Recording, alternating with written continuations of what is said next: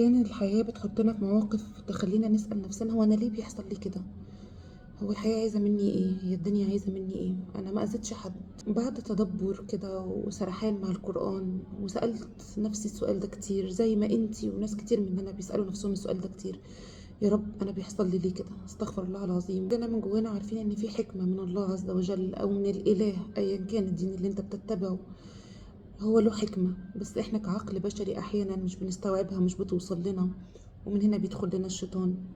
الاله عايز منك ايه؟ اشمعنى انت اللي بيعمل معاك كده بالذات؟ يعني لقيت تفسير سكن لي بعض الالام ويمكن يكون مسكن لحد كمان. هنا دي مستويات الوعي بتاعنا. كل مكان، كل ما بيحصل لك موقف سيء، موت، حزن، وفاة، اكتئاب، اي شيء بيدخلك في حاجة من الحاجات اللي تحت دي، بيحصل لك بطء في الزمن. وده السبب في ان احنا بنقول المواقف او الايام السعيدة او الحاجات الحلوة بتمر بسرعة، لان كل ما بنطلع في مستويات الوعي الزمن بيختلف. هقولك النهاردة ازاي تنتقلي وتغيري زمن وعيك من زمن بطيء وراكد وملوش طعم وملوش معنى لزمن اعلى. كل ما بندخل في حالة من الحالات دي، نتخيل ان شخص مننا مثلا حصل في موقف جرح كبرياءه فحصل له غضب، فدخل في شهوة الغضب او في شهوة اخرى ترتب عليها بعد كده احساس بالخمول وبالعار و كل دول قوانين كون بتتبع بعض وبتدخلك فيها. طيب تعالوا نتخيل ان نفس الموقف حصل واحنا نفس عند الغضب والكبرياء، ان موقف حصل جرح كبريائك، اتفنشت من شغلك، اتخنت، اتغدر بيك، ايا كان، فاتجهنا إلى أعلى وتحلينا بالشجاعة والحياد وقربنا من ربنا وحسنا باستسلام وتسليم لحكم الله عز وجل، وصلنا للحكمة، حبينا نفسنا وحبينا الموقف اللي احنا وصلنا له. هيبدأ الزمن يبقى أسرع بالنسبة لك جدا جدا، وتوصل تبعد عن السماء الدنيا وتصل إلى مرحلة أعلى من السماوات السبع. وده السبب في سؤال بنسأله لنفسنا كتير، إن ليه في ناس سنهم أصغر مننا حياتهم أنجح من حياتنا، المواقف بتعدي فيها بسرعة. تقعد مع بنت مثلا أو مع سيدة عمرها 30 سنة بالكتير، تلاقيها عايشة حيوات كتيرة جدا، مرت بتجارب، بمواقف، بآلام، وتقدر تنقلك خبرتها بمنتهى اليسر والسلام. ده السبب إن واحد فهم القوانين، ولما حصل له مشكلة وحصل له وجع وألم اتجه إلى فوق واتجه إلى السلام، ونبدأ نشرب في خمور ونتجه للحرام، وهو الأسهل لكن بياخدنا لتحت.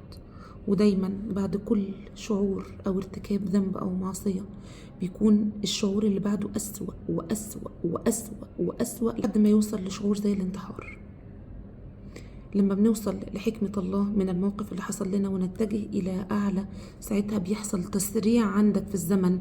ممكن نلاقي شخص عمره 60 سنة وراكد في مكانه، لأنه عمال يلوم، وليه حصل لي كذا، وإيه الحكمة من كذا، وربنا ليه عمل فيا كده. طب ما هو عمل، ما اللي عمله، ما اللي حصل حصل خلاص.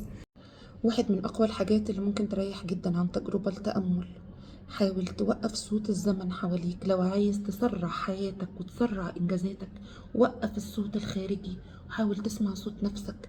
اقعد على الأقل في البداية دقيقة واحدة، اسمع صوت نفسك، اتنفس وحس بالهوا. متعملش أي حاجة غير إنك بس بتحس بالهوا وهو داخل وانت بتطلعه. في البداية تحس ان الدقيقة دي كتيرة جدا جدا، لكن مع الوقت هتقدر انك تندمج مع نفسك اكتر.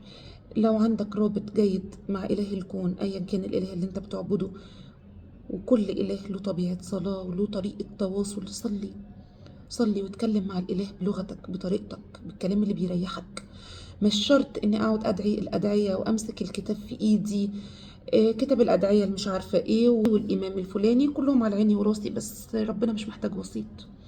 اقعد اتكلم مع ربك الا اذا كنت وصلت لمرحلة فعلا فيها محتاج علاج ومحتاج صديق ومحتاج علاج دوائي يقف معاك. وعايزة اقولك ان كمان من ضمن الحاجات اللي بتساعد جدا من الخروج من المواقف المؤلمة بشريا هي الاصحاب. صاحبي وصاحبك اللي مش هو الشخص اللي بيقعد يضحكني ويضحكك، محتاجين حد يرفه عننا، ولكن الصاحب اللي بيعرف يسحبك لمنطقة السلام. كل واحد وله اسلوبه، في اللي بيقدم لك نصيحة، في اللي بيقدم لك يد، في اللي بيقدم لك معونة مادية، في كذا طريقة للصديق. المهم حتى لو بيهزر وبيضحك معاك، ده شخص له قيمة في حياتك. لكن الشخصيات اللي دايما عايزة هزار وضحك وتلوم وتبعدك عن ربك، خد اشرب السيجارة دي، خد اشرب الكاس ده، إيه هتروح في عالم تاني، ملهمش لازمة. سؤال كان بيوجعني، أظن إن الإجابة دي كرنا ريحتني وحسستني بسلام. اللهم إنك أنت السلام ومنك السلام. يا رب يجعل حياتنا كلها سلام.